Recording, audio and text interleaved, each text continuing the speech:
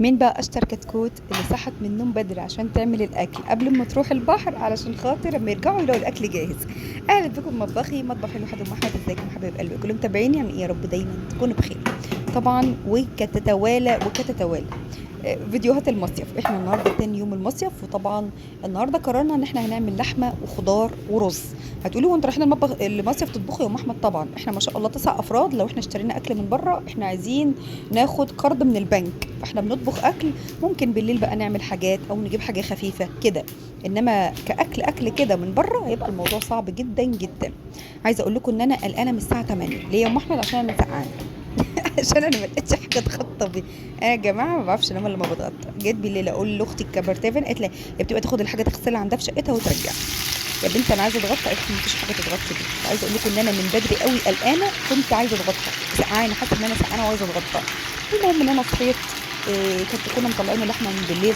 قلت طبعا اللحمه بتاخد وقت كده على ما تتسلق، فانا اولع عليها من بدري كده على ما العيال تصحى من النوم. انا كنا بدأ الساعه 9 الصبح، ونفطر ونلف لفتنا ونغير هدومنا ومش عارفه ايه، تكون اللحمه اصلا استوت. فولعت عليها كده الاول وسخنت لها ميه، وزودتها ميه سخنه، وقطعت البطاطس مكعبات، وجهزت البصل والثوم والفلفل، وقطعت بطاطس كده شرايح، او بطاطس للتحمير. كنا لسه بدري الساعه 9، ودخلت كده برضو ايه، ريحت على السير شويه لحد الساعه 10 ونص. وبعد كده قمت حمرت البطاطس على ما كله بدا يصحى كده واحد ورا التاني. بدات ان انا اصحيهم، قلت لهم الساعه بقت 10 ونص، قوموا كده نلحق اليوم من اوله، بلاش نضيع اليوم. يعني قوموا كده نلحق ايه، نفطر ونلحق نشوف اليوم من اوله كده، عشان اليوم ما يضيعش معانا. لان النهارده احتمال نروح اخر النهار بالليل، او نبات ونروح الصبح، مش هنقعد اكتر من كده. تمام؟ لان طبعا التلات شغل، جوز اختي هيروح شغله وابني كمان عنده شغل، فهنروح بقى نشوف حل. فعلى الساعه 10 ونص كده قمت حمرنا البطاطس، وكنا جايبين بقى جبنه وجايبين لانشون وجايبين بيض. عملنا بيض، وكان في كمان عندي حلاوه، وكان في عندي جبنه قشطه كنت جايباها برضو وانا جايه. يعني كل واحد فينا جاب حاجه كده، اللي موجود عنده في البيت جبناه. يعني اللي عند اختي موجود في البيت جابته، واللي عندي موجود جبناه. الحاجات الموجوده كده جبناها على اساس ان احنا يبقى عندنا الحاجه، ما نضطرش ان احنا نروح نشتري، لان المكان او المكان اللي بنشتري منه بعيد شويه. اللي سالني المكان ده فين يا ام احمد، وايجاراته ايه ونظامه ايه؟ المنطقه اللي انا قاعده فيها دي اسمها زايد، ودي كلها تمليك مش ايجارات. دي كلها كان اجتماعي، كانت مطروحه من الحكومه. المناطق او الكومباوند اللي الحكومه عاملاه اسكان اجتماعي كانت مطروحه، وكان متقدم فيها. تمام؟ انما في قصادنا 15 مايو دي فيها ايجارات عادي، يعني جنبنا، يعني خطوتين واحنا طالعين على البحر كده في 15 مايو. طبعا 15 مايو في جمصة معروف ان هو اروق مكان وهاديه، وجنب البحر، والبحر عندها هادي مش زحمه، ما فيش فيه ناس كتير. وكمان شققها نظيفه وايجاراتها حلوه، مش ايجاراتها غاليه قوي زي الجمصة نفسها. ليه بقى؟ عشان هو هي فرق بينها وبين جمصة شويه، ممكن ربع ساعه بالعربيه او ربع ساعه بالتوك توك، فهي مش جنب السوق، فاهمني؟ فعشان كده هي ايجاراتها رخيصه، بس فيها كل حاجه. يعني فيها محلات، وفيها سمك، وفيها خضار، وفيها اكوا بارك، وفيها كل حاجه. بالعكس نظيفه جدا، وفيها حاجات كتير مميزه عن جمصه نفسها، مش زحمه ومش هيصه قوي. بس في كل حاجه، يعني احنا بنقدر نشتري كل حاجه، حتى لو هتمشي خطوتين او هتركبي توك توك فهي متاح فيها كل حاجه. تمام؟ النهارده بقى احنا قررنا ان احنا نروح الاكوا بارك، وده موجود في 15 مايو، اسمه جاردينيا. والايجار فيه اول يوم فيه للفرد 100 جنيه من الصبح لحد بالليل، براحتك خالص. في ملاهي ممكن تدخليها، بس ما تفتحش الا بالليل، يعني ممكن على العشاء كده تدخليها مجاني، ضامنه ال 100 جنيه اللي انت دافعاها. في طبعا مطاعم وكافيه اتنين بتطلبي تلاتة. اللي انت عايزاه وبتحاسبي عليه عادي خالص. في سوبر ماركت بتقدري تخشي كبير، وفي كل حاجه من ايس كريمات للحوم لفراخ لخضار، بتقدري تخشي برده وتشتري منه اللي انت عايزاه. يعني المكان حواليكي كده فيه كل حاجه زي ما بيقولوا. طبعا عايزه اقول لكم الولاد بتتبسط فيه جدا جدا، يعني بيتبسطوا اخر انبساط واخر انشكاح حمامات السباحه دي.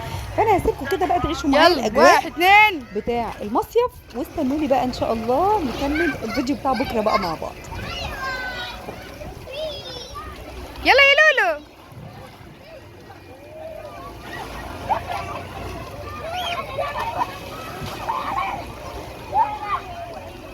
يلا يا زيز.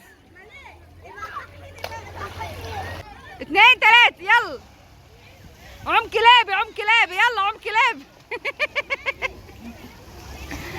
عم كلابي. يلا يلا يا زيد. محمود. يلا يلا عومي عوم.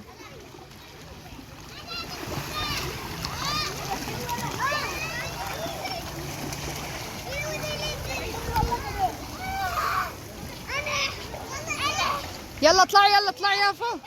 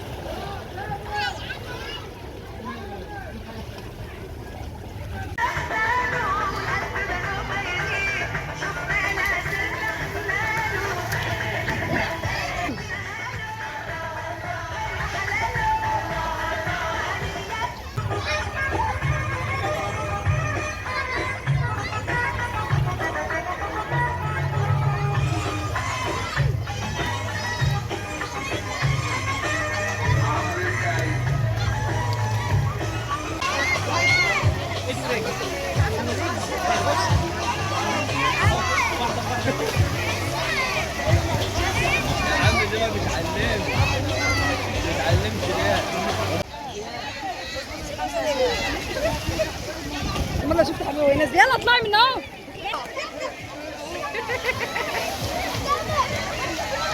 حبيبه بتطلع بس حبيبه بتعمل من الصغيره الاولانيه. هنا غوط قوي، هنا اغوط مكان. دي بقى يلا يلا يلا يلا يلا.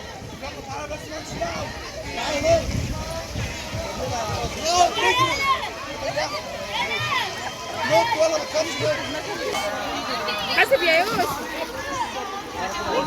ارجع ورا بقى شويه يوسف. بص قطع عليها خليها تعمل الرشاش. اضغطي لف. لا مش باين عشان هي خرامه رفيعه.